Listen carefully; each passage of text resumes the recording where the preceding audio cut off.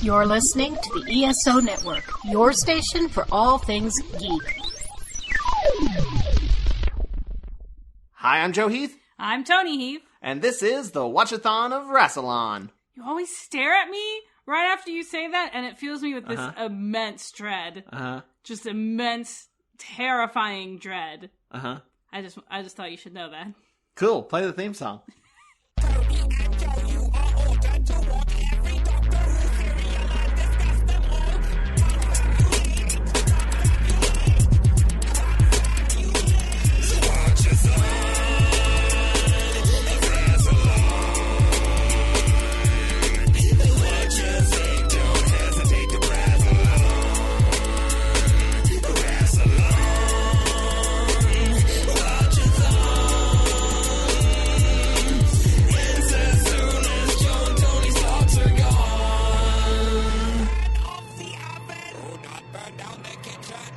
Today, we're going to be talking about the second serial of the 24th season of Doctor Who, Paradise Towers, which consists of 4 episodes that aired from October 5th, 1987 to October 26th, 1987. True facts! And I want to give a special shout out to Bisexual Brigadier for sponsoring this episode. Hey, thanks, Bisexual Brigadier. You can check them out on Tumblr at bisexualbrigadier.tumblr.com. And joining us today, we have a brand new guest. Ooh. Yeah, we're introducing him real late in the game. It's Steve Conway. Well, hello. Welcome to the pod. We've talked about you so many times. Well, yeah, and it's always kind of odd because I tend to listen to the podcast when I'm driving around. I'm just in the middle of some boring kind of commute or something, and I suddenly get a name check, and I'm like, hey, wow. And it kind of almost makes me think, why are these really cool people talking about me? That's how we feel about you. Yeah, absolutely bonkers. You've led a very interesting life, and we just sit in our living room and talk about Doctor Who. Well, you know, I've watched Doctor Who since I was a little child, and you guys are making me see it through different eyes, which is something really, really special. That is a question I ask all new guests. How much of Doctor Who have you seen? Have you experienced? All of it, I would say.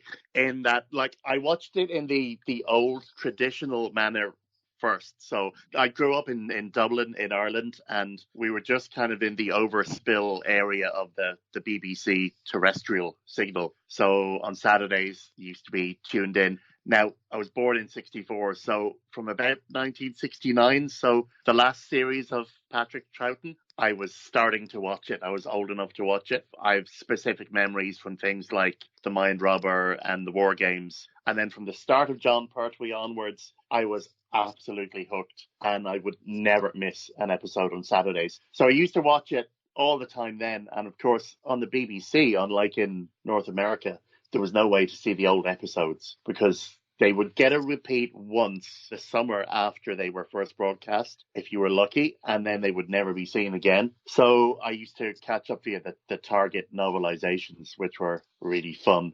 Waiting for a Target novelization to come out in those days was like waiting for a DVD to come out these days, or a special series box set. I assume, did you watch when, I know they like re-aired some of, some past ones when they did the 5 Doctors special. Did you check those out when they aired? Was that like, oh, I get to see these again? That's it. The first time I really remembered them doing a significant old rerun was when Tom Baker quit. His last episode was broadcast, I think, around March 1981, and there was a 9-month gap before Peter Davison started airing. And in around November, December 1981, they did this thing called the 5 Faces of Doctor Who. Yeah, that's what I was thinking of. Yeah. Yeah, and first of all, the first thing that they aired was Unearthly Child. And I was so excited. I dragged my mother into the living room and made her watch it, even though she was not into Doctor Who at all. But this was like, I'm seeing the first ever episode. That's amazing. And speaking of first ever episodes, I had a very interesting experience with this podcast, which you may find a little uncomfortable. Oh, fun. Oh, good.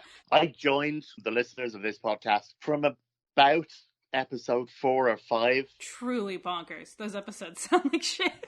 Well, no, they were very good. They were very good. Maybe sort of Marco Polo-ish or or thereabouts. I just had like a huge memory of us recording it on the floor of our bedroom, like next to the bed with one microphone between the two of us. Yeah, very high tech. I know there were a few times when you had audio incidents where things weren't quite the way you wanted them, but the content was brilliant, and that's the whole thing about good podcasts or good radio. If it's good content, people will listen and they'll keep coming back for it.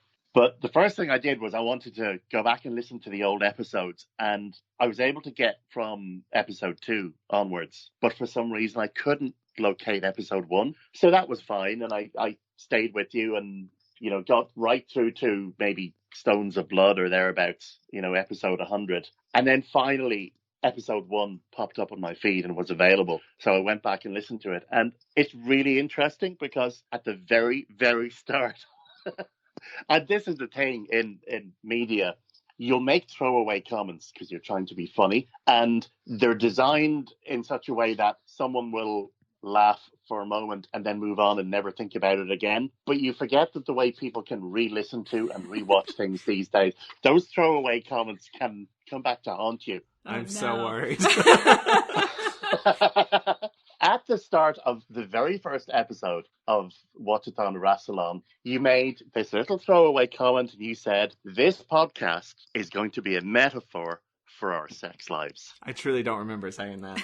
It sounds right. Do you know what? I dare you to go back to your recording of the first episode, dig up that clip and insert it at this particular moment. Is this a metaphor for our sex life?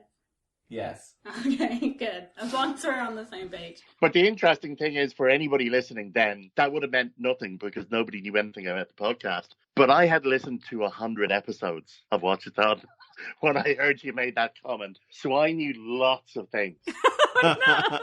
And I kind of thought, right, so Watch-A-Thon is a metaphor for their sex lives. So what do we know? So I've come up with 8 facts. Oh, nice. 8 is so many. Okay. It's as many classic doctors as there is, so. Well, look, you get a choice, actually. Okay. It's either going to be 7 facts and Joe doesn't get really cross with me, or it's going to be 8 facts and he does. Oh, well, yeah, then I want 8. I'm fine with 8. Hit me. Again, anyone listening, what's either going to happen now is they will grudgingly accept what I tell them, or this bit is going to be edited out and you're going to be wondering why Joe and Toni don't talk to me for the rest of the podcast. The shortest podcast ever follows. Things we know about Joe and Toni's sex lives because of the podcast. Number 1, it happens about once every 3 weeks. True. Number 2, if you're willing to give them $15 via Patreon, they don't mind you watching. Hey, please do that. Number 3, mostly it's just the two of them, but from time to time, they like to have a friend join in, often someone who is at their wedding. Today it's you. Yeah. Welcome to the orgy, pal. No, the orgies are the ones that you do between doctors when you get about 8 or 10 people on and you all get drunk. That's true. Number 4, at the point in the proceedings where any normal couple would turn to each other and ask, how was it for you? You just get into a pointless fight about what time it is. Pretty accurate. Number 5, Toni can never, ever remember it. Her eyes just glaze over. She says, yeah, I'm sure it was great, but I'm struggling to remember anything that happened. Whoa. He gave like a heads up for like me being cross, but just attacked you. Number 6, there's obviously some kind of BDSM element, although I haven't fully grasped that. All I know is every now and again they start talking about the master, and it sometimes involves Toni having to do laundry afterwards. And I'm pretty sure as well that with the Sea Devils, I heard them say that the master was on the sub. Number 7. This one makes me kind of sad. Oh. After today, it's only ever going to happen 10 more times. That is unless you take up my suggestion and go for Blake 7. You get a whole 52 further episodes. We're figuring that one out. We gotta spice it up, you know? And then number 8, which somehow I think will get lost in the edit. As we know, we have heard her say this many, many times. Toni gets really excited by really small things. Ah! You know what? That's true. Oh, God. I can't be mad if you're just telling the truth, you know? No use getting angry over facts. Joe Facts! Let that be a lesson to you. Don't give hostages to fortune by making grandiose statements at the beginning of a podcast series. Someone will listen back and find you out. See, I was worried that after that last one, we might have to prematurely end the podcast. But we're good. We're good. Yeah. God, we gotta actually do a podcast now? We gotta follow that up with actual content? Jeez. We gotta follow that up with actual content. Are y'all ready to talk about Paradise Towers? We are indeed. Yeah. Then let's do it. Let's dive into episode 1, which I have called, this is fairly obvious, but Red Kangs are best. Red Kangs are best. And I believe you have titles as well? Yeah, my titles are so bad, they're going to make you look so good. Episode number 1, Kangs ain't what they used to be. Pretty good. We both went for a Kang's angle. A Kangle, if you will. I will not. All right, fair enough. So, we begin with a yellow Kang. The only one we will see in this entire serial, because she's going to be dead soon, and she's the last one. To quickly describe what the Kangs are, they're just incredibly color-coordinated women. Right? They're just gangs of teenage girls. That's a Kang. You got a yellow Kang, you got red Kangs, and you got blue Kangs. And red Kangs are best. Well, there's an argument to be made that blue Kangs are the best by the blue Kangs. So you're team red Kang? Sure, I don't know. Yeah, I am too. What are you? What team Kang are you? I would be yellow Kang. Ah, nice. Going for the underdog. Absolutely. Well, spoilers, they're about to lose in a big, big way. But she's running around in this trashy corridor being chased by other Kangs that we can only hear, who eventually give up, and then something else comes for her and attacks her, and we don't see what it is. It's just a POV monster at this point. And then we cut to the Doctor and Mel, who Mel is watching a video about Paradise Towers, and she really wants to go, specifically, she wants to go to the pool. And the Doctor is less interested in this. He's like, that's not very adventurous. And I feel like that's the first time that the Doctor has not wanted to go swimming. That was like a big thing with 2, I feel like. Well, he lost his pool, so... Yeah. Did that happen in a previous serial, or is that just... No, that happened. Was that in the 4th Doctor thing? I don't remember what it was, but they had... I think it was a 5th Doctor. I thought it was Legopolis or something. Not Legopolis. They had to, like, jettison a bunch of rooms of the TARDIS. Yeah. Oh, Castrovalva, which I try and forget because it was just a mess of a story. But I guess that's a reference to it. I'm not sure. Well, you were mad because you were like, we were watching it and you were like, you have a pool. And then he was like, yeah, I haven't had a pool since I had to jettison it that one time in that one episode. And you were like, oh, yeah. One thing which I'll point out is that any story that begins with the companion getting dressed up to go to the beach or go to the seaside, or Sarah Jane Smith with her beach ball, or I'm going to go swimming, always ends badly. I mean, honestly, every episode something bad happens, but specifically swimming is a no-go. And the last time we had like somebody swimming on Doctor Who, we got Perry as a companion, so maybe it is best we avoid it. So they land at Paradise Towers and it's completely trashed, covered in graffiti, and full of rats. There is a scene where the Doctor tips his hat and says hello to a metal pump. Mel says, "No, Doctor." And he says, "Well, you never know." And that was improvised. Really? Yeah, that was a Sylvester McCoy original. The writer even said that on the making of. So it's not one of those things that like Tumblr likes to do, where it's like every scene in every movie is improvised by the actors. That one is a legit improv. They're about to split up. The Doctor's going to go look for stuff, and she's going to try to find the pool. And she's like, if something happens, we should meet up at the pool. And he's like, well, what could happen? And then they immediately get shot at by arrows. Which, when I was rewatching this to make notes and make GIFs, you can clearly see hole marks in the wall where the arrows are going to wind up. Really? Yeah, because I guess they just did multiple takes of it, or maybe they even pop out of the hole. I'm not sure, but you can see where they're gonna be. It's like when you're watching a cartoon and something's colored slightly differently. That one's drawn on an animation cell. And then we meet my favorite character, Caretaker 345/12 subsection 3. My favorite Doctor Who character of all time. Okay. Yeah, he's got such an easy to remember name. He's very memorable. Caretaker 345/12.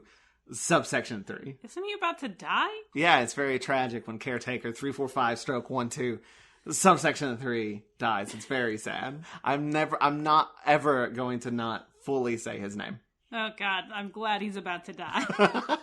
But then you are now going to say the full name of every other caretaker who gets referenced in the story, aren't you? No. That's the only one I see in your notes. It is the only one I wrote in my notes. He reports into the chief caretaker about wall scrawlers, because that's the graffiti. That's one good thing. That's something I really liked in this serial, is there's a lot of good like dialogue and language. Like it sets up its world really well, and like it feels lived in with all this kooky, interesting dialogue. I like how much it feels like a game that kids are playing. It does, specifically with the stuff the Kangs say. And then it ends up making sense, because it's like, oh yeah, when the Kangs came here, they were like all children. So they pretty much just grew up as like mobs of children. That's it. And there were no real adults around except for people who were an awful lot older. So they just associated with each other, and they had their kind of very genteel version of Lord of the Flies, I guess. It's weird. There's all old people or young people, and nobody really in between. Because they say they all went off to war, but I like to imagine that it was like a Gog or Fritchum sort of situation, where they just got rid of the useless third of their population. Oh no. I mean, the one person who was in that group who stuck around we'll meet later, and he's somewhat useless. But then the Doctor and Mel meet the Red Kangs, who chant, "Red Kangs, Red Kangs, Red Kangs are best." And Blue and Yellow Kangs are cowardly cutlets. We learn that the two main Red Kangs are named Binliner, who I find incredibly attractive, and Fire Escape.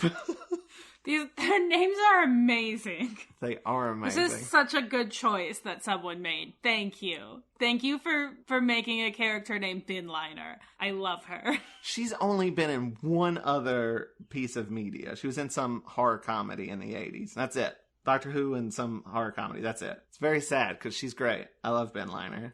I love that we were watching this and Joe was talking about the one Kang that was very attractive, and I was like, they all look the same. Like, they all have, like, the same outfit and the same hair. And you were like... She has a good face. They have different faces.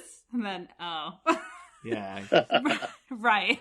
Your face blindness. She looks like if you combined Garfunkel and Oates, both of them together. Kate Micucci and Ricky Lindholm. I could see that person being attractive. She is. It's Binliner.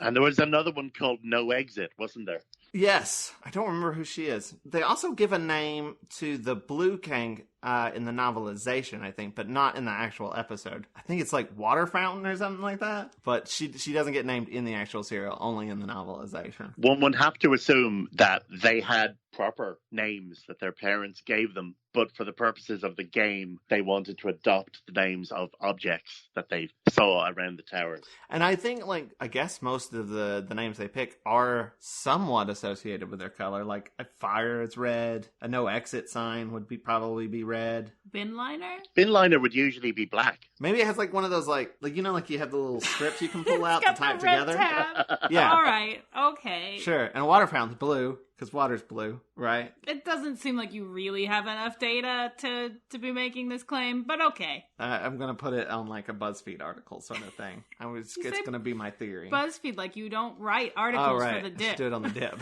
Good point. You literally write theory articles for the dip. Yeah, but I write good theory articles for the dip. Bad theories I want to save for lesser media. Like BuzzFeed. I'm starting a war right now between BuzzFeed and the dip. The dip are best. Anyway, they talk about, they do a very intricate greeting with the Doctor. Fire escape. She throws her fist up and then grabs it and then lowers it down. Then she throws her other fist up, grabs it, and lowers it down. Then claps and then sticks her hands out and they sort of touch hands. What is it that they call it? How you do? How you do. And then the Doctor does it back. He almost screws it up, which I kind of like. I feel like it was just Sylvester McCoy screwing it up, because he does the fist punch, pull down, fist punch, pull down, but he almost forgets to do the clap, because he just goes straight for the, like, touching her hands, and he, like, quickly claps and then touches her hand.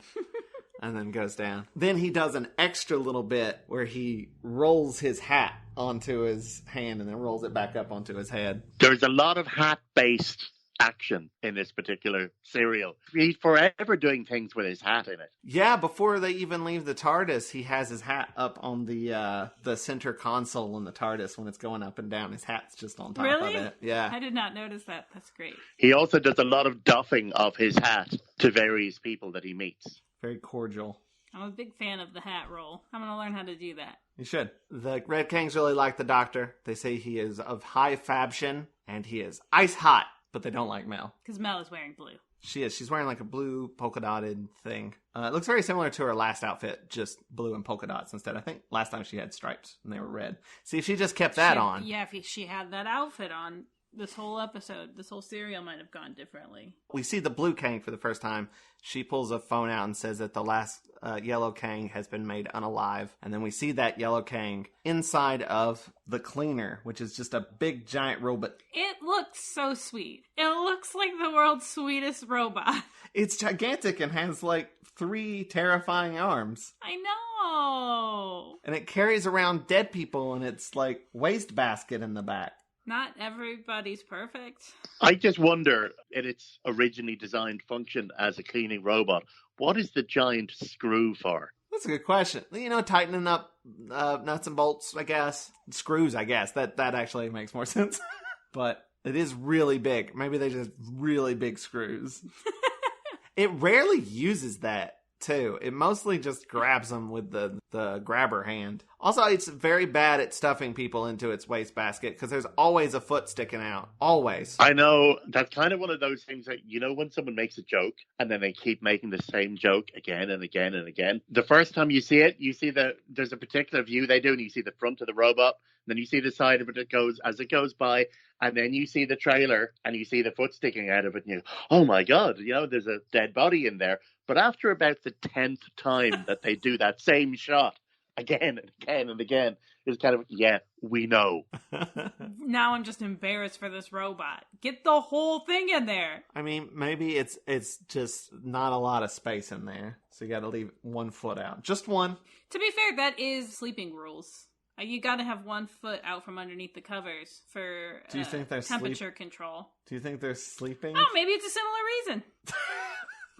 All right. Then we cut back to the Doctor, who's just full-on dancing with the Red Kangs, having a good old time. And that's when he learns that there are old ones, caretakers, and an unmentioned group that they seem like they don't want to talk about. I do like that they're like, there are old ones, and then later when you meet the old ones, they're like, we're Rezzies. Yeah, Rezzies. It would be really rude if we were just called old ones. And then they said that there's no visitors allowed in Paradise Towers. So they don't know how they got there. And the Doctor and Mel try to leave, but the Kangs tie them up. Then my favorite character, 345-12 subsection 3, is grabbed by one of the cleaners, as he's talking to the chief caretaker over his little walkie-talkie. And he's basically like, I'm being attacked. And he's just like, I know. It's fine. And then he sort of blames it on the Red Kangs and tells the other caretakers to grab the Red Kangs. I don't think we've seen the chief caretaker at this point yet. We will later, but I think right now we haven't fully seen him. But he looks like Hitler.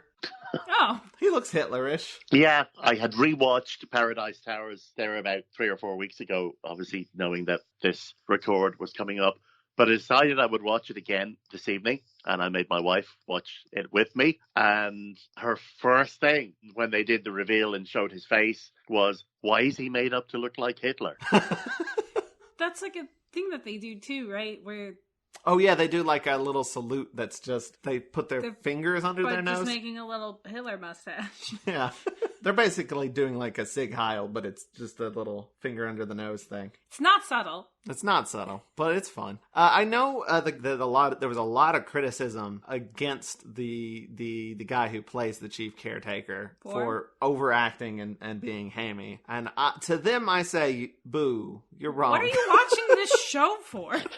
It's goofy, sure, but it's fun. Have some fun, people. They specifically don't like, spoilers, I guess, but later on when he becomes basically a zombie, and he's like, there's no voice that's like this. They don't like that. But, like, I thought that was very good. I felt like it was like he truly didn't know how to be in a human body. Like, it'd been so long for him. He's very good at being bad at moving. Christine brought this up during the live stream. The Edgar, the bug from Men in Black, when he's walking around in his Edgar suit. And he looks very uncomfortable the whole time. Anyway, back here at the beginning. The caretakers come to grab the Red Kings. The Red Kings all get away, and Mel gets away. But they do get the doctor. They go away with him. Mel winds up breaking off from the Red Kings and winds up having tea and cookies with a couple of Rezzies, Tabby and Tilda. Fantastic. Beautiful characters. Two older ladies who are clearly cannibals. I do have one thing that kind of slightly irks me in this scene, and that is the first time that she's there, they ask her in for tea and cake. They ask her if she wants another piece of cake, when clearly what she's eating is a cookie, not a cake. That's true. I didn't even think about that. That's a problem of like, oh, we have these props, but the script says something else. I bet. I imagine. Just say the different thing on the day. You can do it. It's allowed. Not allowed. But they're great. I love them. They're just very nice old ladies. But like they clearly set up that they eat people. They're doing the Hannibal thing. Like because they're about to let her in, and then the other one's like, oh no, there's big old bones on the table. Hold on a second. And then dumps them off, and they're like, come on in. And they keep saying things like, oh, you look delicious, that sort of thing. You look cute enough to eat. Yeah, I love that kind of stuff. This serial is the first time in a long time, I feel like, where it actually kind of feels like a children's show. Like a family show, specifically. Specifically with like the Kings, you have a lot of like it is like they're playing a game, or the dialogue is very, I don't know, specific and almost childlike. And also when they get to the end, it's kind of like, let's all team up together, which feels like a moral from a children's show. But I actually kind of enjoyed that. I thought it was fun. They don't all have to be dark and gritty. And even still, there's cannibals in it, so... But the caretakers are taking the doctor somewhere, and as a rule, they give the doctor a walking break. Because they're like, after so many steps, you get a break, according to the book. And he's like, how many of you I walked? And they're like, I don't know. We're probably there. Do you know, again, sometimes as you move forward in time, you can take things out of a serial that were never there in the first place. But when they ask him how many steps he's taken, he clearly looks at his wrist, which meant nothing in 1987, but now it means he's looking at his little, Apple Watch or his Fitbit or his whatever to see how many steps he's taken. That's fantastic. I didn't even think about it. Yeah. It's like anytime there's like in like old sci-fi stuff when they have like something that's basically a cell phone, but it's like way before there were cell phones. Yeah, or like one of my favorite ones was way back in the Tom Baker era, early Tom Baker as well, on Planet of Evil. Himself and Sarah Jane are escaping through the jungle from the Morestran spaceship, and they launch the Oculoid Tracker, which is clearly a drone. Oh, yeah. Which weren't invented for another 20 years or 25 years. But there it was on Doctor Who before it ever happened. Amazing. Who knows what will, show up in the future. Maybe we will have giant robots that clear up our dead bodies. Oh, yeah, those are going to be super necessary in the future. Oh, boy. That's sad. Speaking of the cleaners, what they look at when they're taking a break is they look at the wall scrawls that are clearly like they're pictures of these cleaners attacking people. And then one of the cleaners actually shows up, and the doctor is admiring it. And then it gets close and gets very threatening, and they all run away. On the making of, the writer and Andrew Cartmel were both like, those things don't look threatening at all. So they agree with you, but they don't like that they don't look threatening. Oh, no, I think that's better. They're so slow and unmenacing. I think it's much better to have like this cute, friendly robot pass through the scene and then all of a sudden there's a foot sticking out of it. Like that has a sense of rhythm to it. And they shouldn't look threatening because they were originally designed to be cleaning robots. And unless you're really weird, you don't design your cleaning robots to look threatening. I think maybe that they were less concerned with it looking threatening and more concerned with the fact that it moves so slowly. As does everything in Doctor Who. The only slower robot on this show is Chameleon. He not so much moves as just falls over slowly. Then back at the Resi's place, they're having a chat. Again, sort of talking about more backstory of like how all the in-between people went to a war or something. But then this guy breaks through the door and... This is the best scene. And he's like, are these old ladies annoying you? And Mel's like, no. And he's like, are you annoying these old ladies? And they're like, no. Stop breaking down our door. Every time you do this, we have to go out and buy a new door and fix it. This guy is doing this all the time. His name is Pex, and he is... dumb as dirt and amazing. Yeah. That's another thing that the writers didn't care for was they were imagining like a big like Arnold Schwarzenegger type to play him, like a big beefy guy. And then the casting director was like, I'd rather have somebody who can act. So, and like everybody they tested that was like a big, beefy, strong guy, the acting wasn't too great. So they went with like someone who could act over someone who was gigantic. And I think that works fine because it like makes him feel like more of a blowhard sort of thing. Like he's clearly this scrawny little dude who's like, I am super strong and great and masculine and... but he's just kind of a dweeb. Yeah, he's trying to hide his fear behind a facade of, look at me, I'm a big hero. I think they specifically said that they were trying to... He was basically a parody of, like, Rambo and the Terminator and a lot of other sort of, like, 80s action movie characters. So, he's basically Casey Jones from the Ninja Turtles. He is basically Casey Jones. And Pex is such a good name. I like Pex a lot. He's adorably stupid. He's a himbo. He's a himbo. But he offers to be Mel's protector, which she's like, I don't need one.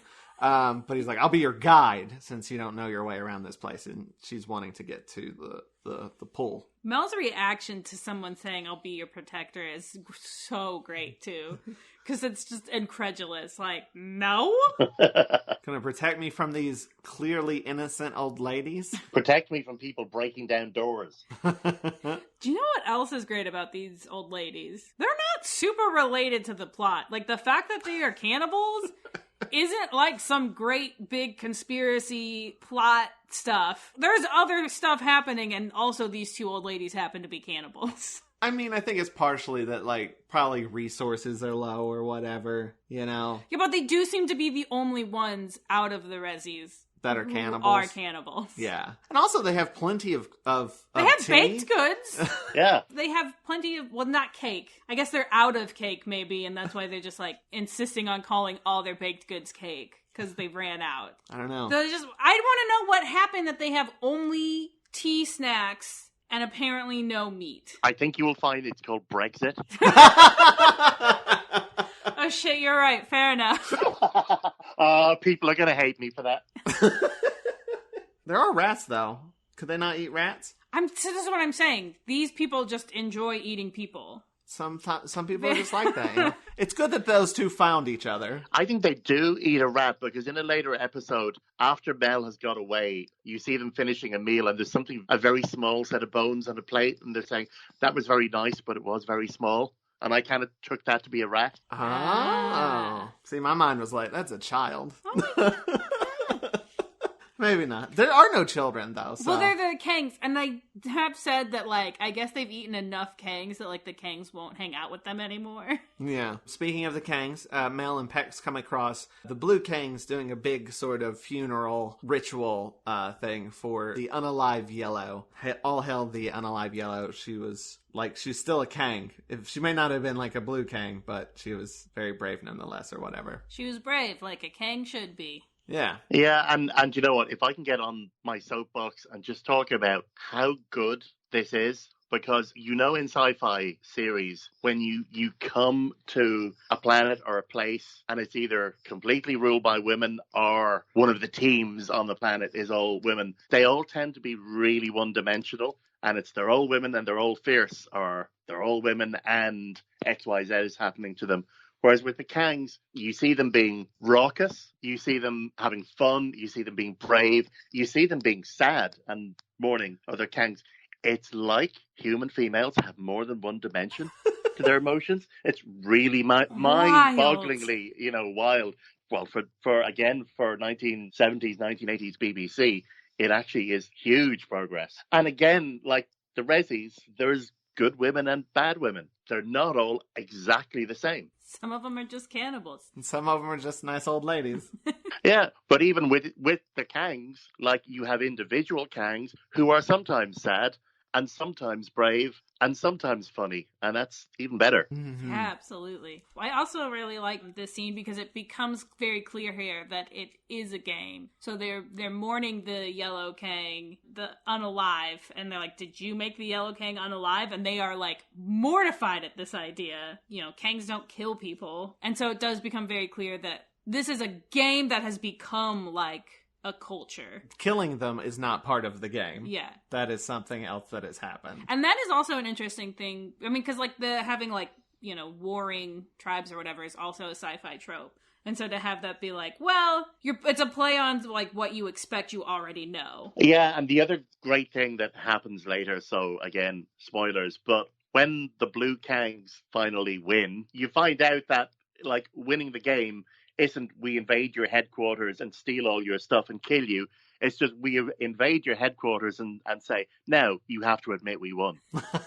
That's all it is. And that's great because, it again shows the gaminess of it. It also kind of shows that it is kind of just, it is a little bit silly what they're all like sort of fighting over. And that when they do team up, it's like, yeah, we can put aside all of this nonsense and do what needs to be done. Also, speaking of like unalive, they do a lot of things. Like I that's another thing. Like with this language, they don't say the thing; they'll say whatever the opposite is. Like I enjoy that too. There's like just the language. It seems like there are rules. Yeah, I'm a fan of this one. This is a very good serial. It's the first serial in a very long time where I was just 100% on board with no reservations. But the last thing that happens in this episode is the doctor finally meets the chief caretaker, and the chief caretaker thinks that he is the great architect come to fix things. And because of that, the doctor's like, well, what does that mean? And he's like, well, kill him. So they're going to kill the doctor. And that is the end of episode 1. And we are now into episode 2, which I have called Brought to You by Fizz-Aid. I've gone for a music-based pun for this one. Kangs that make you go, I had a music one for episode 3. I changed it, but I'll mention it when we get there. So the doctor's execution is postponed because the chief caretaker has to go investigate 345 stroke 12 subsection 3's mysterious disappearance. Because it's very important we figure out what happened to that wonderful character. What's in the rules. Yeah, it's in the rules. He has to go investigate. What's more than the rules? It's what's in our heart. We need to know what happened to caretaker 345 stroke 12 subsection 3, Toni. So he heads out, and then the doctor just sort of hangs out with the rest of the caretakers, the chief deputy and whatnot. Meanwhile, Pex is just showing off for no reason and bends a light to just show how strong he is. Mel's reaction to this is like, that's great, now put it back. You know, it would be better to be able to see. It may be that Paradise Towers is not dystopian. All the damage you see in Paradise Towers may have been done by Pex. Showing off. Just all the doors have holes in them. Ben Liner tells Fire Escape that no exit has been taken to the cleaners, which is just the most wonderful sentence. Beautiful. I love this stupid serial. I'm not even going to further explain that. You get it. Then the doctor sort of hanging out with the caretakers and sort of just starts questioning the world building. Specifically, why the cleaners are killing and why would the caretakers want to kill him? If he's the architect, wouldn't they want him to fix stuff? And they're all like, no, it's just how things work. It's the rules. And he's like, well, can I see the rule book? And they're like, they flip through it and they're like, you can do it as a last request. And he's like, cool. And the rule book is actually, this is something else that the writer and Andrew Cartmel did not enjoy. And I kind of agree with him. It's small. It's very small. The type must be very, very tiny. I think it should be a great big thick book of just nonsense, you know? But then he does I love this scene so much, where he's just like, oh, it says here that when you have to close your eyes and count to 10. Yeah, you have to get up and walk away and close your eyes and let me steal your keys so I can get out of here. And they're like, wait, what? He said, I said steal your keys so I can get out of here. Well, if it's in the rule book. You know what I would really love? I would really love if he picked up the book, which has on the front of it written the rules, and he starts reading it, and the first one is, you don't accept a date for a Saturday night if he calls you after Wednesday. The first rule of the rule book is that there are no rules. The second rule is don't talk about Fight Club. What's Fight Club? I can't tell you. What other rules are in the rule book? Do you know? No, but I don't follow rules. No white after Labor Day? So, I before E except after C. So Peck says he was sent here by an unnamed group of people to protect these people, which we will later find out is a lie. But right now, that's the story he's sticking by. And they are followed by Blue Kangs. The doctor takes some notes.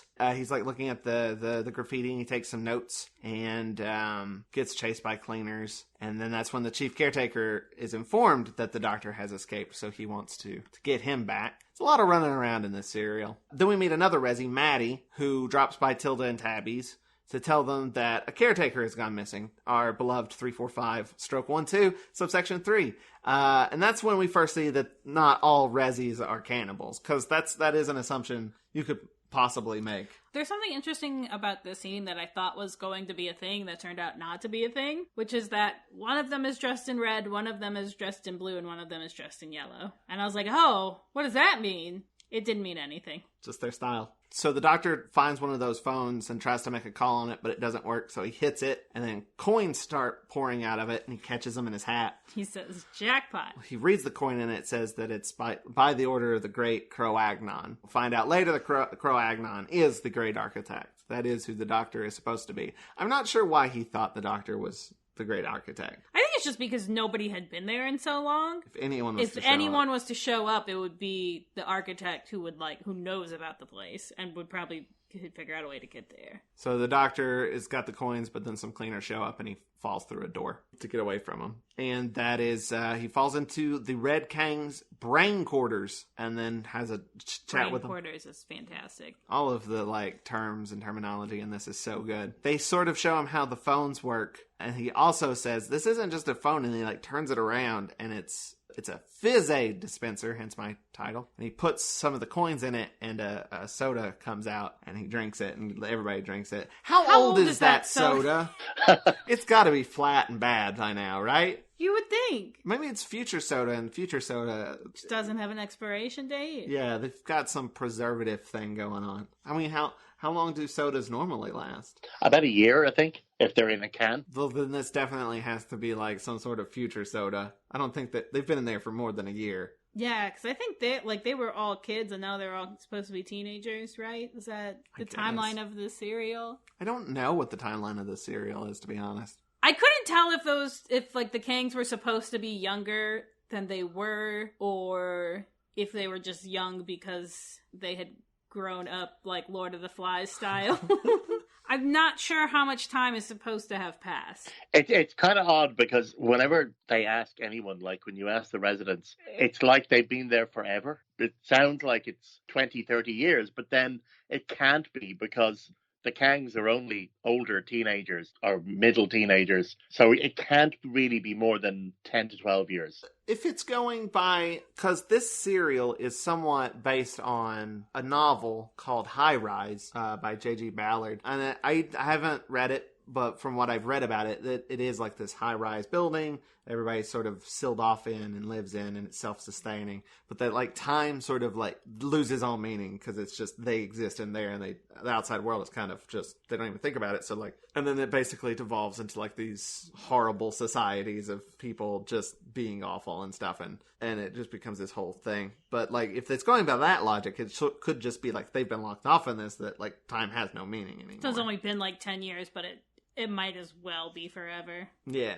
Fun fact, High Rise was made into a movie starring Tom Hiddleston and directed by, I forget who it is, but he directed New Who. He's directed some New Who episodes. There was earlier this year, which we saw over on this side of the pond, and I guess you guys probably haven't, an absolutely brilliant series called Hausen, which is the German for house. So made in Germany, set in a Paradise Towers style high-rise block, but sort of in the present day, but really exactly like Paradise Towers in that it's peopled by dysfunctional residents and teenage gangs roaming around and something malevolent in the basement, which is causing all sorts of weird things to happen to people, and goo dripping everywhere and people being grabbed by hands that come out of walls and smothered in goo or burned alive and all sorts of stuff. Oh, it's really amazing. I'll send you can't get it online anywhere, but there's a great trailer for it on YouTube. I'll send you the link for that.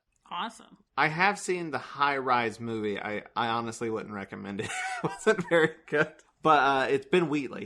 He directed Into the Dalek and Deep Breath, which are two pretty good episodes. So a lot of Doctor Who connections here. Yeah, I'm a big fan of like sort of any Doctor Who episode or horror sci-fi thing that's like seals itself off in like one location that both feels huge but also very confining. I really like that. It's like this tower is huge, but it also feels very claustrophobic. That's a nice balance. Like Ark in Space, again, very confined on the Ark, but the Ark was actually quite big and lots of corridors to roam around in different areas. It actually also brings me to another thing I wanted to mention about Paradise Towers. I find so many times that the second story of a new Doctor is often way better than the first story. That's certainly the case with William Hartnell. Okay, it's not the case with Patrick Troughton. But if you look at Tom Baker, Robot was kind of okay, but Ark in Space was brilliant. Peter Davison, Castrovalva was a mess, but Forward to Doomsday was better. And again, with Matt Smith, his first episode was too much concentrating on trying to get him together with Amy Pond. But the second episode, which was also a sort of Ark in Space, was again better and more exciting. And certainly, Time in the Rani, I don't know what your opinion of it is, because that episode has not been released on podcast yet, but I was underwhelmed when I watched it, but I was really much happier with Paradise Towers. We liked Time in the Rani, but this is definitely better. Yeah, I think what do we say? We like Time in the Rani, but it might just be because we're coming out of a 6. Of that, last season, which was a huge mess. Well, I can tell you, this Paradise Towers is the start of things getting better after a kind of a weaker period. You're going to start having more fun watching the serials that come after this. I'm so excited. I missed fun. And I feel like a lot of that's probably Andrew Cartmel, because Andrew Cartmel wasn't really that involved with Time in the Rani, and this was the first one that he really had full hooks in. So, because Andrew Cartmel has hooks for hands. And he doesn't. I don't know why I said that. I was trying to make a joke, but it was just really weird. It was just bizarre. Let's go back to the story and ignore weird things I say. Yeah. So, Daddy talks to his hungry boy who's been eating more than he should. Are you trying to be less awkward? Okay, let me explain that. The chief caretaker goes to the basement. There's a big no-entry door that opens up, and we see this smoky room and a robotic voice who just keeps going, hungry, hungry. The chief caretaker refers to himself as Daddy. He's like, I've been feeding you. Why are you eating more people than I have sent down here? You've been eating people that I have not approved of. The only response he gets is, hungry, hungry. So the chief caretaker is bad and is feeding the basement. Then we find out that Pex and Mel have been captured by the Blue Kangs. And we learn that he is a muscle-brained, scaredy cat draft dodger. Basically, he was supposed to go off to the war, but hid out and didn't go, and everyone thinks he's a huge coward because of it. But honestly, that'd probably be me. I wouldn't want to go to war. Have you seen wars? They're bad. But they let Mel leave to go do whatever she's doing, because they're like... Yeah, Mel's kind of like, I get why you think Pex is shitty. I get that. I got nothing to do with all this, though. So can I leave? And the Kings are like... He's not actually with me. Yeah, I got nothing to do with any of this. And the Kings are like, yeah, okay. So she goes back to try to find the doctor or the pool, but winds up back at Tabby and Tilda's to have some more tea. Because they're like, come on, we'll give you some more tea. And she's like, fine, I'm so tired. The caretakers find the Red King's brain quarters and start burning through the door. The Red Kings think that the doctor led them there, and they sort of turn against the doctor. And then back at Tabby and Tilda's, they throw a tiny net on Mel and come at her with a toasting fork. I know. How terrifying must it be to be restrained by a small piece of wool? They also come at her with the toasting fork, which like they were toasting the cookies with or whatever. And like that's what it was supposed to be through the whole serial. Anytime that they threatened Mel with a weapon, it was supposed to be that because the writer and Andrew Cartmel were both like, that is kind of goofy, so we can get away with it. And then they changed it in the next episode. One of them comes at her with a knife, and they were like, why did you do that? We're going to get so many complaints. And they did indeed get complaints. And Andrew Cartmel's like, they should have just listened to us to begin with. But that is the end of episode 2, is the Tiny Net. And we're now into episode 3, which I've called Home of the Unalive. I was going to call it Supper's Ready. I've got another music-based pun for this, which is really scraping the bottom of the barrel, and yet is also quite brilliant. So this episode is Ice Hot the Sheriff. Oh, God. Wow. Oh, that's good. That's better than mine. Wow. Toni, is that a good wow or a bad wow? Yeah.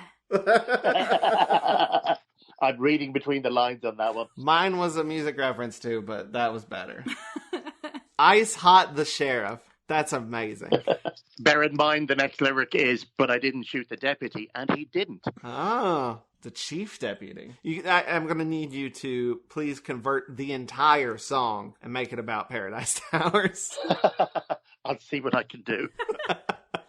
So what happens? So the doctor's like, I'm not with the caretakers. I didn't lead them here. In fact, I'm going to hold them off while you guys escape. And they're like, oh, cool. So the Red Kings all leave while the doctor sticks around to kind of keep them off of the Red King's trail. Meanwhile, back at Tabby and Tilda's, Tabby is pulled through the waste disposal system. There's just like a big triangular flap on the wall, and like a robotic hand comes out and grabs her around the neck, pulls her to the hole. We cut away. We cut back and she's gone. Because there's no way they could have dragged that woman through that hole. I feel like the hole was smaller than she was. Which makes my mind think horrible thoughts. Like horrible, terrifying, horrific things. Basically. Ooh. Then Tilda comes for Mel with the knife. But Pex busts through the door again in what looks to be the exact same shot, by the way. It looks like reused footage. And she throws the knife at him, which misses and embeds in the wall, and she goes to get another one, and Pex is just standing there doing absolutely nothing. Tilda gets grabbed by the hand and pulled through the waste disposal system as well, and then Pex is like, oh, looks like I saved you, Mel. You're welcome.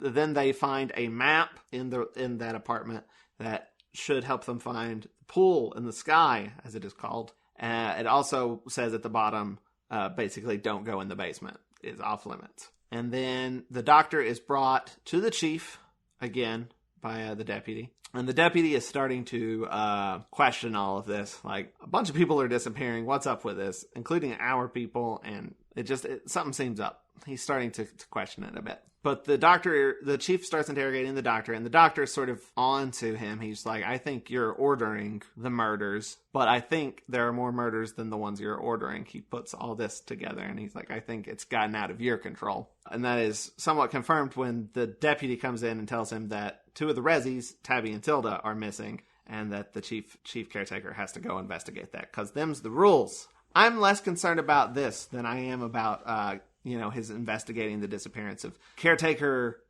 You don't have it anywhere near you where you're looking at the 345/12 subsection 3. I know it in my head. I didn't go look it up. So he leaves to go investigate that. Mel and Pex try to take the elevator to the pool, but the elevators don't work because apparently the Kings have pressed all the buttons. Which is, again, amazing. That's a very childlike thing to do. And it's exactly the sort of thing that happens in those high-rise blocks all the time. I worked as an IT technician for a few years in a college in London, which had, I think it was 16 floors. And any time you got in the elevator, some student had already pressed every single button just to make sure that your journey was as slow as it possibly could be. I would note, by the way, that brave, independent Mel, who doesn't need a guide, has taken until episode 3 to realize that in order to get to the pool in the sky on the top floor, she might want to think about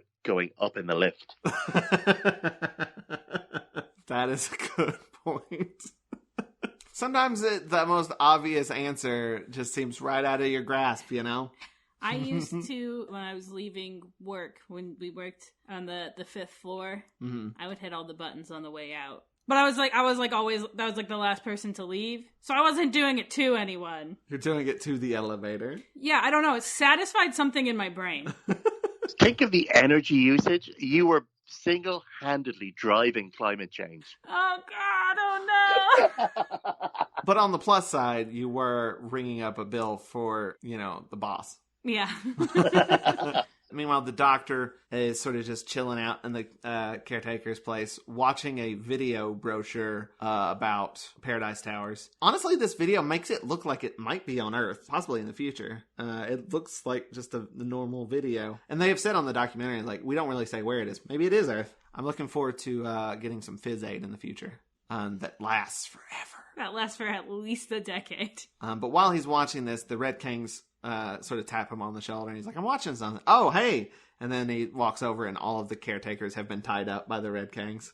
And then he runs off with the Red Kings. But the doctor gets the video brochure before he leaves, which is on a CD? It's on a DVD. Yeah, when did CDs and DVDs first become available? I don't even know. Well, CDs were kind of mainstream from fairly early in the 80s. DVDs, well, there were these Laserdisc things before DVDs, and I think they may have been late 80s, so it makes sense. But like a disc, a disc like that with video on it, would that be something that was possible? I think laser discs, you could have like a video on the laser disc, were late 80s. I am Googling it as we speak. Do our research. So Laserdisc is a home video format and the first commercial optical disc storage, first licensed in the United States in 1978. Oh, wow. Yeah. That's earlier than I thought. I have no idea how time works. So it's definitely a laser disc. Why did we move from laser disc to DVD? Right. Just not as good. I mean, eventually we got to Blu-ray, which Blu-ray is a little kind of cool. Ray is definitely as cool, at least as laser. But now, physical media is just not as popular anymore. And that's a bummer. We don't have time for me to get on my soapbox about this, but y'all need to own things. So, to answer your question, having scrolled a little bit further down the article, first of all, the laser disc was kind of a hybrid child in that it was storing the information digitally on a disc, but the information was analog. So it was kind of converting analog to digital to store it and then reconverting it to analog. Huh. And the quality wasn't anywhere near as good as a DVD, apparently. And also it couldn't hold as much. Were laser discs the big record-looking things? Or was that something else? I couldn't answer that one. I think you're right. I think laser discs are big. I think so too. I feel like I've seen a few, like in secondhand stores and stuff like that. Yeah, yes. They're large. They're like record sized. So whatever the doctor's holding is like CD size. So it's probably mildly futury. Yeah, mildly futury. The chief is investigating the disappearance of the two Rezzies, and Maddie comes in. She's there with him and sort of like freaking out about all this, and he convinces her to not say anything by bribing her with this larger apartment, which I wouldn't want to live in. There's a murder bot in the wall. Yeah, that's what I was thinking. And to be fair, she doesn't fully, she agrees to it to his face, but she continues to be worried, and she takes some matters into her own hands later. So Mel worries. There's a scene where Mel is worrying about stuff in the elevator. She's like, "What if we stop between floors?" And then it stops between floors, and she's like, "Oh, at least the lights haven't gone out." And then the lights go out, and then they basically just crash into the basement. Classic comedy scene. I thought they were just gonna we crashed in the basement. We're gonna go find stuff in the basement, but they leave there pretty quickly. They don't actually do anything while they're in the basement, which seems like a bit of a missed opportunity, but got to pad out the episode sometimes. So the Doctor and the Red Kangs finish watching the video, which says that Cro-Agnon also designed this place called Miracle City and killed everyone who moved in. Well, the video doesn't say this. The Doctor is like, oh, I know this. He killed everyone who moved into Miracle City because he's like, this place is too good for people. But he kind of got away with it and then went on to make Paradise Towers. The Doctor theorizes that he was trapped inside of it before he could finish it. So, like, they were like, we love his work, but we know he's going to turn murderous, so we'll just trap him inside before he's done. This makes sense. I mean, truly it does. How many people have been like, oh, well, they're a horrible person, but they are a genius. So we do have to work with them, even though he has murdered a bunch of people before. I have a plan. It's fine. It happens all the time in business. Yeah. Mm-hmm. That's true. Or like, oh, he's a horrible person, but he makes good TV. Let him have another season. I know so many talented people who don't suck. I could give you some numbers. I could put you in contact with some people. Yeah, me too. There's Toni B. Heath. There's Joe Heath. Steve Conway. So, Pex kicks the elevator into working again. The Doctor and the Red Kangs are going to go to the basement because the Doctor figures that's where stuff is happening. But they are interrupted by the Blue Kangs who enter and say, we won. We won the game. We won. The Doctor's like, that doesn't matter. We gotta, there's more important things to solve here. And then sort of they agree to go with them. So it's Red Kangs and Blue Kangs and the Doctor are all going to go to the basement and find out who's killing all these people, basically. Whereas, meanwhile, Mel and Pex finally find the pool. Pex is very nervous about it because he says this is the home for the unalive. And Mel's like, I don't care. I've been wanting to swim for 3 episodes now. I am going to swim. But what she doesn't know is that there is a cleaner in the pool. Not like one of the great big cleaners, but it's a tiny little yellow. Also very cute. Lobster crab looking robot. That robot looks like a robot that they got to use that already existed. I don't think so. I think they made it. It looks much too nice. It was originally going to be like a tentacle monster thing, and then I believe J&T is like, Doctor Who has not had the best history with tentacle monsters, so maybe... And it honestly makes more sense for it to be a robot cleaner, because... Yeah, think how excited that robot must have been, because we've established that nobody ever goes up there. So it's been cruising around the pool for year after year, waiting to eat somebody, and no one ever comes near it, and all of a sudden... fresh blood. Aw, but it's going to get deprived of its meal. It's very sad. There's so many people just being deprived of meals in this. Those old ladies don't get to eat mail. This robot doesn't get to eat mail. Is anybody going to get to eat mail?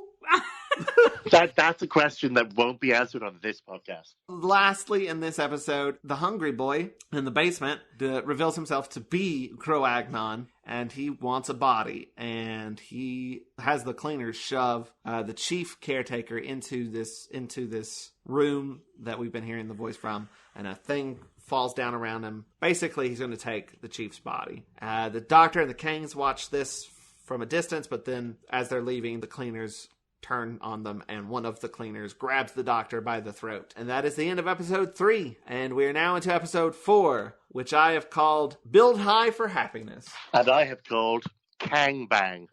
See, you said that mine were going to look great in comparison to yours. You're a liar. Mine are awful. Yours are so good. What can I say? I lie. I also really wanted to use at one point Kangs of New York. But it's not in New York, so... Now my brain's just trying to think of Kang puns. See, my whole thing was thinking about... Kangs are from the Ninja Turtles. Krang. Yeah. Citizen Kang. Citizen Kang. Yeah. Citizen Kang. Yeah. That's my title for this one. I got nothing.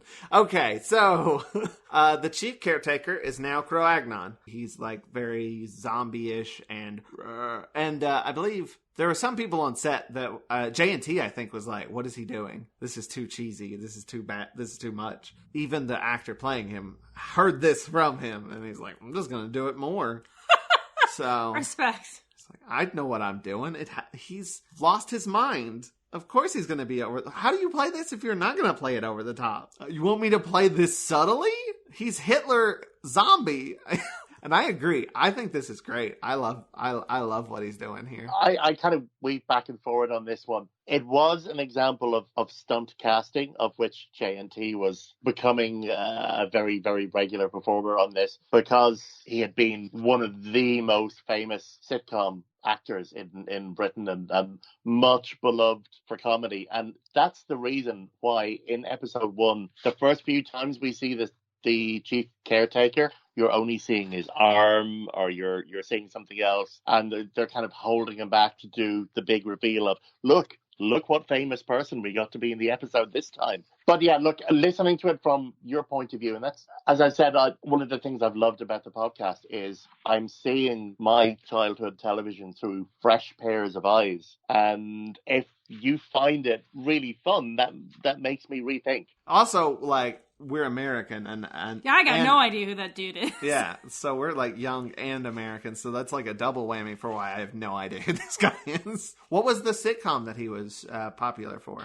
It was called The Good Life. It was on in the mid-70s. Basically, suburban couple decide to drop out of the rat race, leave their jobs, grow vegetables and rear pigs in their suburban back garden. And it was really good. It was very, very funny. And he became really well known for that. The interesting thing is that after Paradise Towers, he was in another sitcom called Ever Decreasing Circles, in which he plays the kind of organizer for a local residents committee / neighborhood watch, who is absolutely rules obsessed. So his next sitcom character drew a little bit from Paradise Towers. I was trying to think, like, if this was like made now with my sort of cultural context, American and my age group or whatever. Like, it'd have to be like, I don't know, my brain just like now imagining this guy being played by Ted Danson, and I think that'd be pretty good.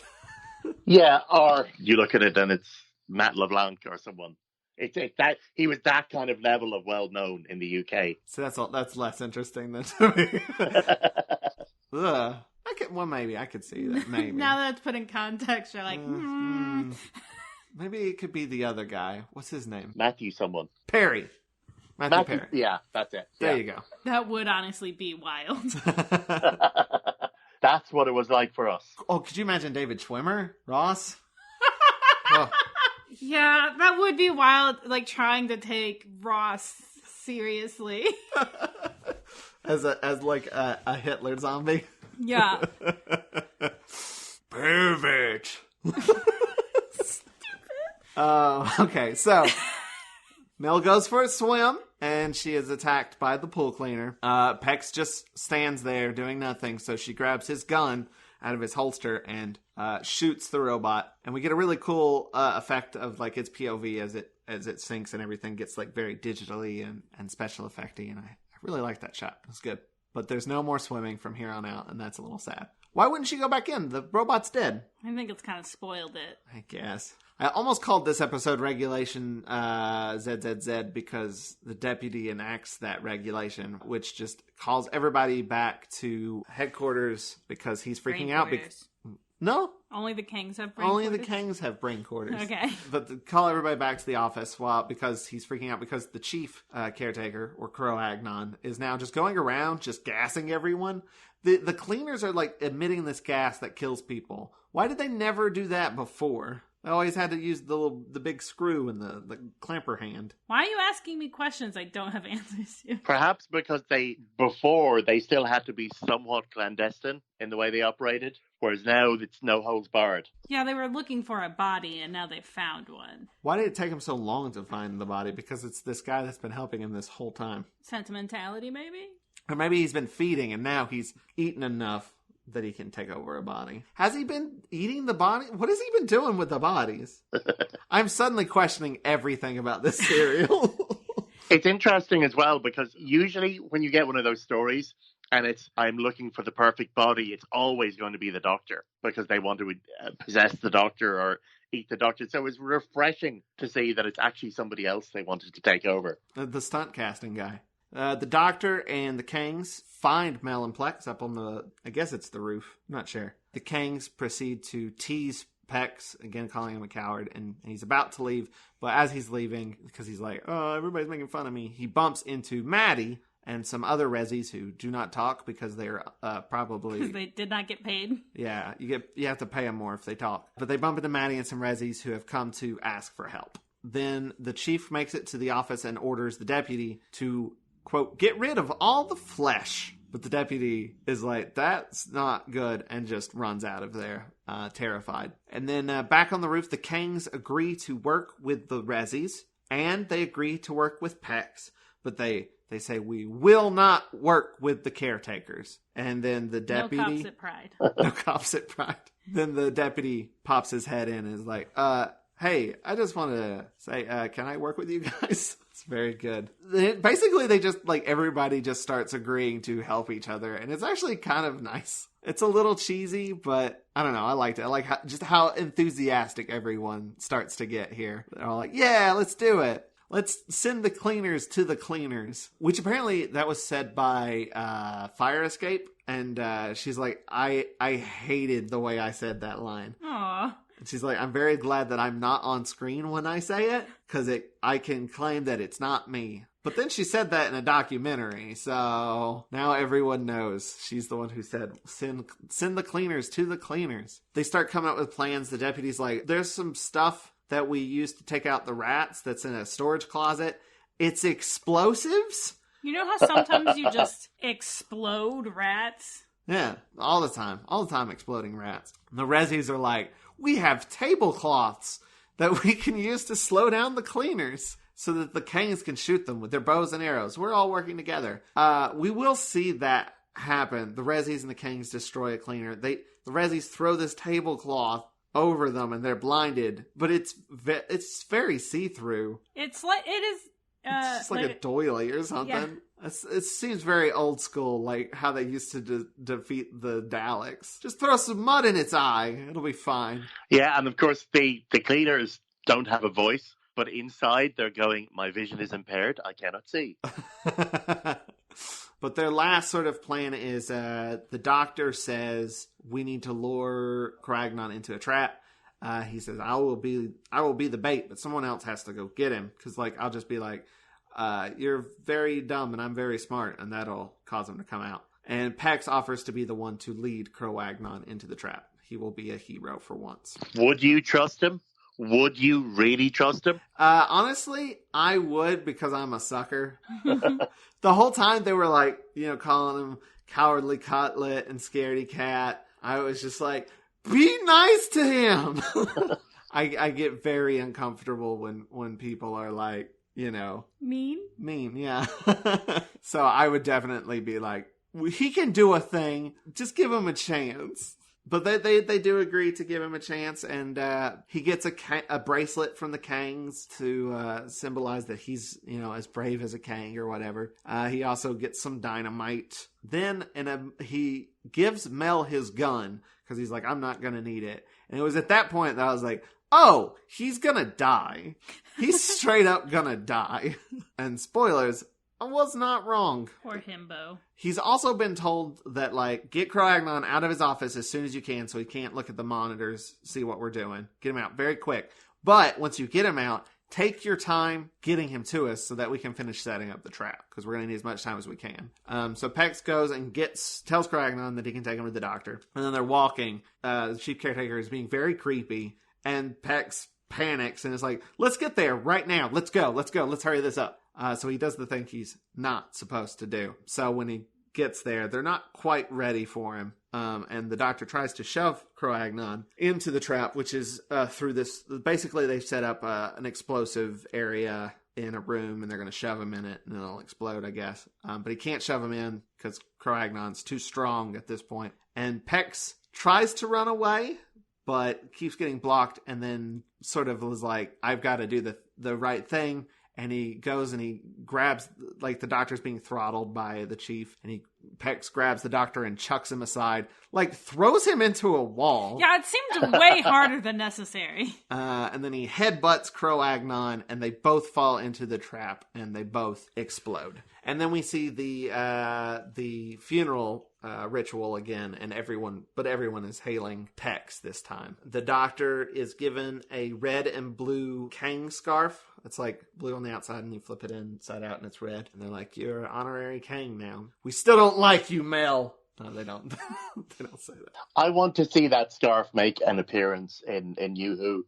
I want us to see it lying there in the TARDIS one day. This little red and blue scarf. Just, corner of a shot. I'd be quite happy. Doctor's like, these are my gang colors.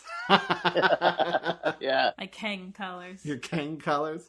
So they head out. The Doctor tips his hat to the pump again, and Mel again says, "No, Doctor." He says, "Well, you never can tell." Again, that's just Sylvester McCoy's joke.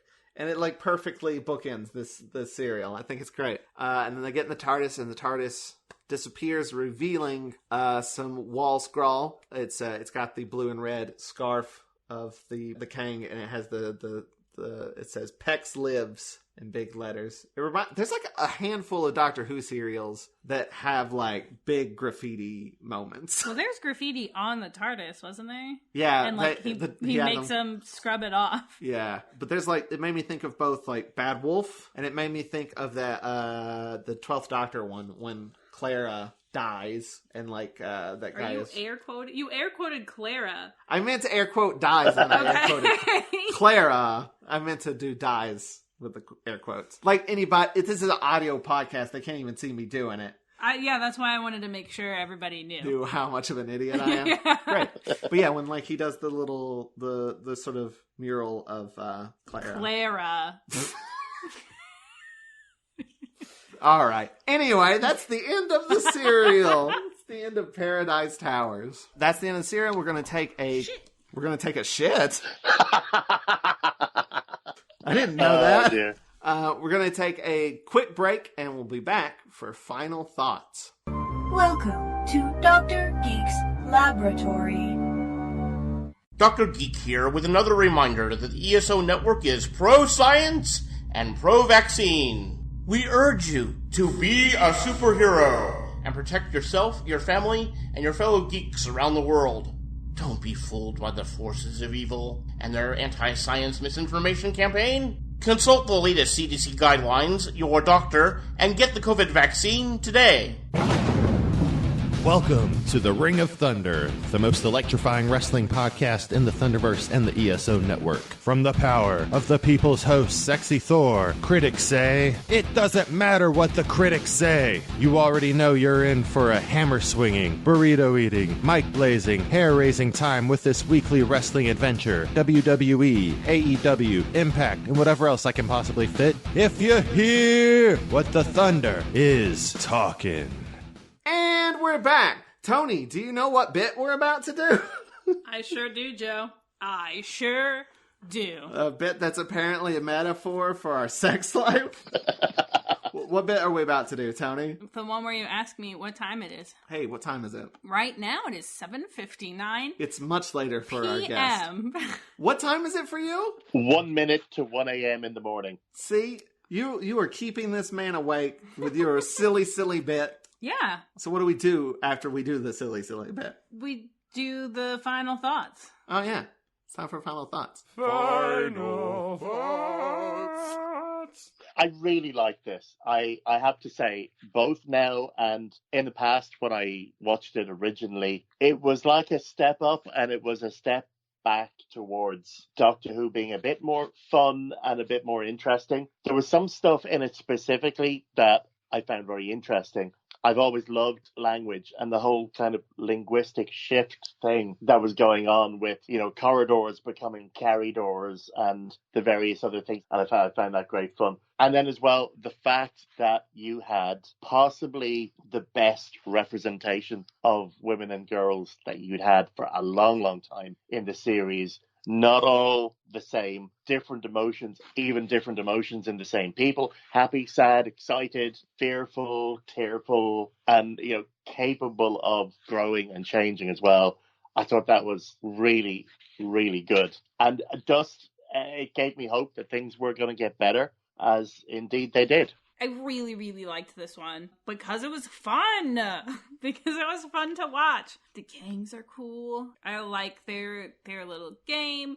I like anytime where you have a story that's in kind of this like abandoned place that's been left to kind of mutate, I guess, the world as we know it, where it's something very familiar, but that's also like very clearly removed and it's had time to kind of change. I always find that really fascinating, and that's a really fun thing that I like to see played with. You know, things changing over a generation, or the language drift, like Steve said. Just like recognizable things that are being used in a different context is really fun for me. It's got a cute robot in it. It's got more than one. Yeah. 2 cute killer robots. I think the Rezzies, who are cannibals, again, who like don't, it's not important that they're cannibals. They're not cannibals for like a plot reason. They are just 2 really funny cannibals that are in this serial. It's just an extra thing. Like, this serial is very clearly having fun, and like that is its main priority, and that hasn't been Doctor Who's priority in a minute. So I'm looking forward to what comes after it. I agree. I love this serial so much. It's fun. It's got so many clever things. Its world building is amazing. Red Kings are best. I enjoy so much about it, and like I said, I do feel like it is sort of like going back to what we've done before, having fun, telling a story. But it's also not. It's the first one we've had in a while that hasn't been a callback to something else. It's not, you can watch this without really knowing much about Doctor Who. It's like a standalone serial. And I feel like we haven't had one of those for a very long time. We've been very much like, the Daleks are back. We've been very continuity heavy. Yeah, Cybermen, and even like, it's Syl's back or whatever. I mean, the whole last season was one big, long, continuous, thing, sort of like that. But, so it's nice to sort of just get back to basics a little bit. And just tell a good story that's not necessarily super reliant on continuity or, I guess, honestly, nostalgia a little bit. It's just a good story told really well. And I just super enjoyed it. I thought it was so much fun. And it is so refreshing after I really enjoyed some stuff in the Sixth Doctor era, but I am well aware that it was very messy. This feels like the first time in a long time that it has been just some thought put into it. It's just really competent, And it's been a while since this show has been really competent. Like, this is the best episode in a long time. Maybe since, I don't even know. Like, what did we vote number 1 in the Sixth Doctor era? I don't even remember. Is it Vengeance on Varos? I think it was Vengeance on Varos. Vengeance on Varos was really good. I just know, by the way, that when you get to your Sweet 16 for the Sylvester McCoy era, Toni is going to say, yeah, I vaguely remember that, but I've no idea what happened in Paradise Towers. Oh, it's true. It's true. Yeah, we're going to be doing that in March or April, probably. Is that, like, things really stick in my head, and so there'll be something about, like, a really bad episode that I, like, really liked, but the thing that I really like sticks in my head, so I'm like, that was a great one, right? I'm like, no, that one thing was good and everything else was garbage. And sometimes the opposite happens. Like, we were talking about Enlightenment, and I was like, Enlightenment wasn't that good, because I was thinking about the end. And then you were like, no, that was one with, like, and I was like, oh, yeah, wait. I forgot about the beginning of it, because the beginning of it's rad. So it's just one element of it, if any, sticks in my head and sticks out. And because I know this, I don't want to sit there at the end and be like, yeah, objectively, that one was very bad. It's a good thing we do this, huh? You should just, like, re-listen to this podcast when we're done. And you'll be like, what am I talking about? I don't remember any of this. I don't understand having any of these opinions. My sister sent me, this is very bad, but my sister sent me the other day vlogs of mine that she had found. Oof. And I had some opinions. Oof. And she sent it to me and she was like, I did not know that you had made stuff like this. And I was like, I don't remember ever being that angry in my life. But I'm so angry in those vlogs. I'm so, like, I don't even know, like, what I'm talking about. I'm just watching them and I'm like, I don't know who that is. That's why you don't listen to your old stuff, or else you find out you made some joke about your sex life. So that's it for Paradise Towers. Before we go, Is there anything you would like to plug? Well, I read a really good book recently called Road Trippy. God, I forgot. Yeah. I would plug that to anyone who's into kind of, I wouldn't call it science fiction, but, who's into fun kind of, verging on science fiction kind of stuff. Really, really nice. It reminded me to a certain extent of Douglas Adams. There was just kind of what Douglas Adams might be like if he was writing about the modern world. It was great fun. I haven't actually finished it yet. I'm only halfway through because I mostly read digitally these days. I have very little time for physical books, but it is really kind of good. The Douglas Adams connection is kind of strengthened for me because if you've ever read or heard as an audiobook the part of The Salmon of Doubt that was kind of published, the last piece of Douglas Adams that we get is Dirk Gently driving through the desert and heading for this mysterious client, and Road Trippy starts with someone driving through the desert, and it's almost like there's this kind of continuum between them. Man, I wish that was on purpose. Yeah, but when you try and do it on purpose, it doesn't work. Yeah. The best synchronicities are ones that just happen because the universe wants it. You end up writing and another thing. Oof. Yeah. I mean, it is funny that you compare it to Douglas Adams, considering the three authors of that book all met on the Douglas Adams Continuum, a fan forum for Douglas Adams. So it's no surprise that it was heavily influenced by Douglas Adams. I would like to plug a book called Shipwrecked, which I've read and is really good. Yeah, I've read it and I have a question. Yeah, go ahead. Go on. Are you getting more sleep? Yes. I was so concerned the whole time reading this book. Like I'm like calculating the hours of sleep that this man has gotten, and it is not enough. It's funny. I say to people that one of my abiding memories of those years was lack of sleep. And we're making you revisit that right this second. Yes, but in a really nice way. No, look, I had some amazing adventures and it was a great time, and I just felt that the story needed to be told. The funny thing is, Paradise Towers was originally mentioned in that book, but my final draft was 166,000 words, and the publisher insisted that it be cut down to 90,000. Otherwise, they wouldn't publish it because they said they liked it, but they didn't want Lord of the Rings. So I had to cut, and there was just this little piece in the autumn of 87, and the ship that we were on was kind of a bit like Paradise Towers. It was dystopian in the sense that everything was falling apart, and there were lots of kind of, dimly lit corridors with rusting pieces of equipment lining them, and then things gradually disintegrating, even though it was a place where we had a tremendous amount of fun. And I watched Paradise Towers out on the ship in the autumn of 1987, and I watched it up at the top of the ship in the newsroom, all on my own. It was this time of year, and it was dark outside, and the wind would be kind of whipping up, and the waves would be there, and the woodwork in the newsroom would be creaking. And it just created the perfect atmosphere. Amazing. For watching Paradise Towers. And I said in the book, originally, one of my favorite TV programs was showing this serial called Paradise Towers, and that it was just so perfectly suited to the location I was in at the time. Do you know what? If I ever do a director's cut of the book, that sentence is going back in there. I hope you do, and I will read that director's cut.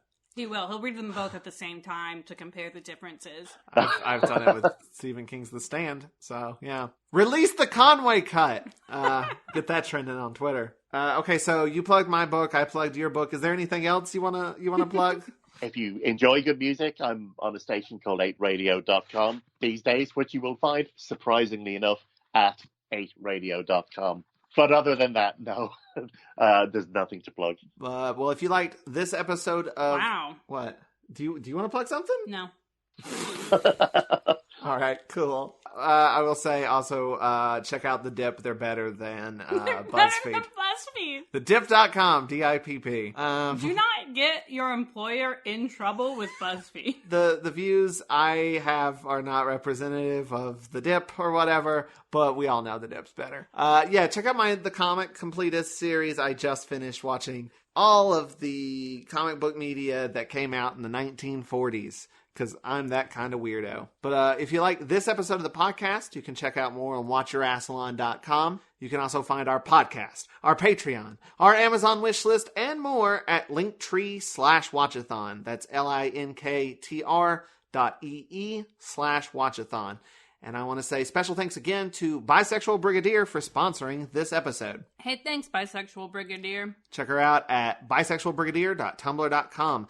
And I also want to give a special shout out to Vince and EL for providing us with our amazing theme song. Thank you, Vince. You can check out more of their music at soundcloud.com/VinceandEL or vincandel.bandcamp.com.